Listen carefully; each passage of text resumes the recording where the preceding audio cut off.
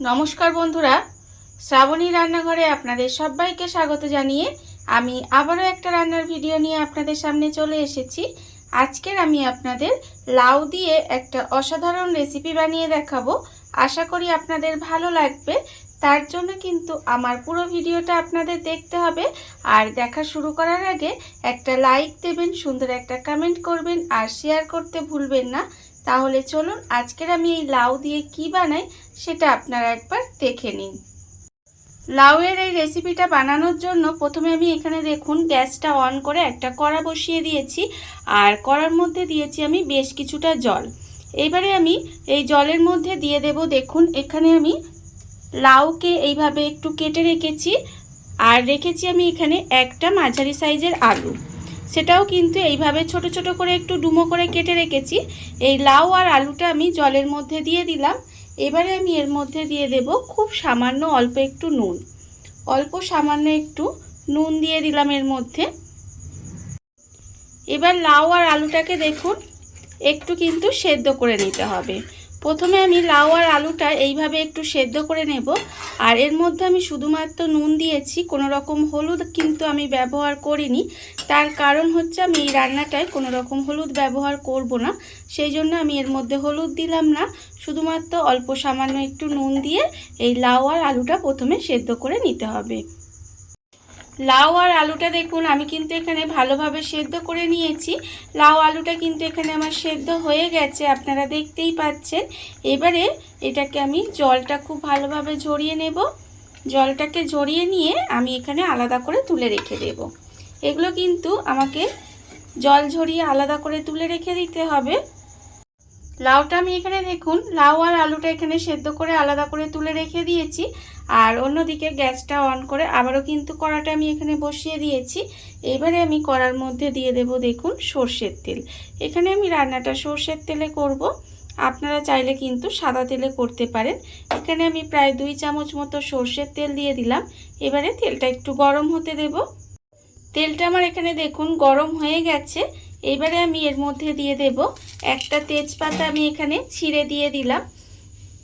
তেজপাতাটা আমি এখানে একটু তেলের ওপরে দিয়ে নিলাম। এবারে আমি এর মধ্যে দেব দেখুন অল্প সামান্য একটু গোটা গরম মশলা।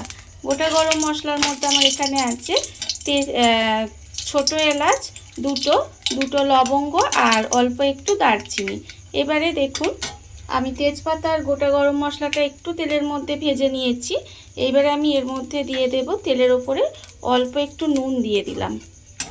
নুনটা এখানে কেন দিলাম বলুন তো, আমি এখানে দেব আদা আর কাঁচা লঙ্কা বাটা। এই আদা আর কাঁচা লঙ্কা বাটাটা আমি এর মধ্যে দিয়ে দিলাম। নুনটা দেওয়ার কারণে কিন্তু এখানে এই আদাটা ছিটকে গায়ে লাগবে না। দেখুন আদা কাঁচা লঙ্কাটা আমি এখানে দিয়ে দিয়েছি। দিয়ে এবারে তেলের মধ্যে এটা একটু নেড়ে ভেজে নেব, যাতে আদার যে একটা কাঁচা গন্ধ থাকে সেটা চলে যায়। আদা কাঁচা লঙ্কাটা আমি তেলের মধ্যে একটু নেড়ে নিয়েছি দেখুন।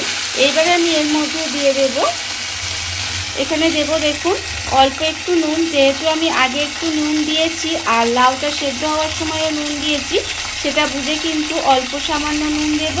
আর দেব এখানে দেখুন 1/4 চামচ মতো জিরের গুঁড়ো, 1/4 চামচ মতো হচ্ছে ধনের গুঁড়ো, 1/4 চামচ মতো কাশ্মীরি লঙ্কার গুঁড়ো, আর দেব এখানে অল্প সামান্য একটু চিনি।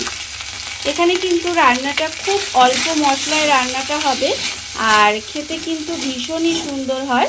এইভাবে আপনারা একদিন বানিয়ে দেখবেন, খেতে অসম্ভব সুন্দর লাগে। দেখুন আমি কিন্তু এখানে সমস্ত গুঁড়ো মশলা দিয়ে দিলাম। এইবারে আমি এর মধ্যে দিয়ে দেব অল্প একটু দুধ, খুব সামান্য একটু দুধ দিলাম। দিয়ে খুব ভালোভাবে মশলার সঙ্গে একটু মিশিয়ে নেব।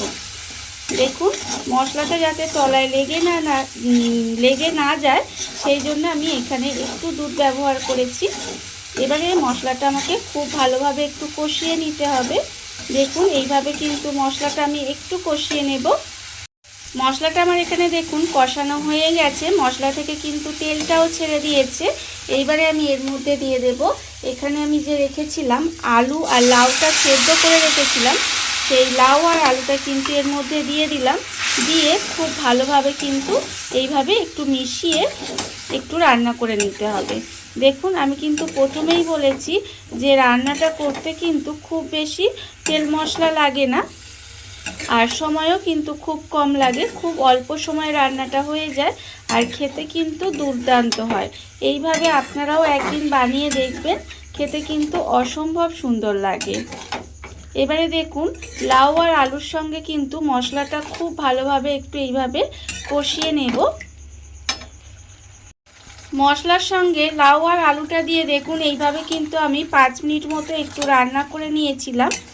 এবারে আমি এর মধ্যে দিয়ে দেব, এখানে আমি রেখেছি আগে থেকে জাল করা দুধ, 1 বাটি রেখেছি, সেই দুধটা আমি এখানে দিয়ে দেব। আর দুধটা দেওয়ার সময় কিন্তু গ্যাসটা একদম লোতে দিয়ে রাখবেন, আর না হলে বন্ধ করে দেবেন। আমি এখানে গ্যাসটা একদম লোতে দিয়ে রেখেছি, দিয়ে দুধটা আমি এর মধ্যে দিয়ে দিলাম, দিয়ে খুব ভালোভাবে মিশিয়ে দেব। দেখুন এইভাবে গ্যাসটা লোতে দিয়ে, না হলে গ্যাসটা বন্ধ করে দিয়ে দুধটা যদি আপনারা দেন তাহলে কিন্তু কাটার সম্ভাবনা থাকে না। অনেক ক্ষেত্রে দেখবেন দুধটা কিন্তু কেটে যায়, তখন কিন্তু রান্নাটা ভালো লাগবে না। দেখুন আমি কিন্তু দুধটা দিয়ে খুব ভালোভাবে মিশিয়ে নিয়েছি, মিশিয়ে এবারে এইভাবে একটু রান্না হতে দেব। লাউ আর আলুটা দিয়ে দেখুন এখানে কিন্তু আমি প্রায় 7 থেকে 8 মিনিট মতো এইভাবে গ্যাসটা লোতে দিয়ে একটু রান্না হতে দিয়েছিলাম। যেহেতু আমার এখানে লাউ আলু সমস্ত কিছু সেদ্ধ করাই আছে, সেই জন্য দেখুন রান্নাটা কিন্তু আমার এখানে কত সহজে হয়ে গেল, আর কত কম মশলায় কত সুন্দর একটা রান্না হয়ে গেল আপনারা দেখতেই পেলেন। আর সময়ও কিন্তু ভীষণ কম লাগে। দেখুন এইভাবে আপনারা একদিন বানাবেন, খেতে কিন্তু অসম্ভব সুন্দর হয়। আর বানিয়ে কিন্তু আমাকে কমেন্ট করে জানাবেন যে আপনাদের কেমন লাগলো। আশা করি আপনাদের ভালোই লাগবে। দেখুন রান্না কিন্তু আমার এখানে প্রায় হয়ে এসেছে। এইবারে আমি রান্নার শেষে এখানে আমি দিয়ে দেব, দেখুন অল্প সামান্য একটু গরম মশলার গুঁড়ো দেব, আর দেব আমি এখানে অল্প একটু ঘি আর গরম মশলাটা আমি এখানে দিয়ে দিলাম, দিয়ে আবারও কিন্তু এটা খুব ভালোভাবে একটু মিশিয়ে দেব। এইভাবে একটু মিশিয়ে দিতে হবে। দেখুন আমি কিন্তু মিশিয়ে দিলাম, মিশিয়ে দিয়ে এবারে আমি ওপর থেকে দিয়ে দেব অল্প একটু কাসুরি মেথি, আমি হাতে একটু গুঁড়ো করে রেখেছি, সেটা কিন্তু এইভাবে ওপর থেকে দিয়ে দিলাম। দেখুন এতে কিন্তু এর স্বাদটা আরও বেড়ে যাবে। সমস্ত কিছু আমার এখানে দেওয়া হয়ে গেছে। এইবারে আমি গ্যাসটা অফ করে কিছুক্ষণ ঢাকা দিয়ে এইভাবে রেখে দেব। রেখে দিলেই কিন্তু রান্না আমার একেবারে রেডি হয়ে যাবে। দেখুন বন্ধুরা, বাড়িতে থাকা কত অল্প উপকরণে কত অল্প সময় কত সুন্দর একটা লাউয়ের রেসিপি তৈরি হয়ে গেছে, আপনারা দেখতেই পেলেন। আর আপনারা তো লাউয়ের অনেক রকম রেসিপি বানিয়ে খেয়েছেন, একবার এইভাবে লাউটা বানিয়ে খেয়ে দেখবেন। আশা করি আপনাদের ভীষণ ভীষণ ভালো লাগবে। আর এই ভিডিওটা যদি আপনাদের ভালো লেগে থাকে, আপনারা যদি ফেসবুক থেকে দেখে থাকেন পেজটি ফলো করে দেওয়ার অনুরোধ রইল, আর যদি ইউটিউব থেকে দেখে থাকেন চ্যানেলটি সাবস্ক্রাইব করে নেওয়ার অনুরোধ রইল। তাহলে চলুন ভিডিওটা আমি এখানেই শেষ করছি। আপনারা সবাই ভালো থাকবেন, সুস্থ থাকবেন। আবারও হাজির হব নতুন কোনো রান্না নিয়ে।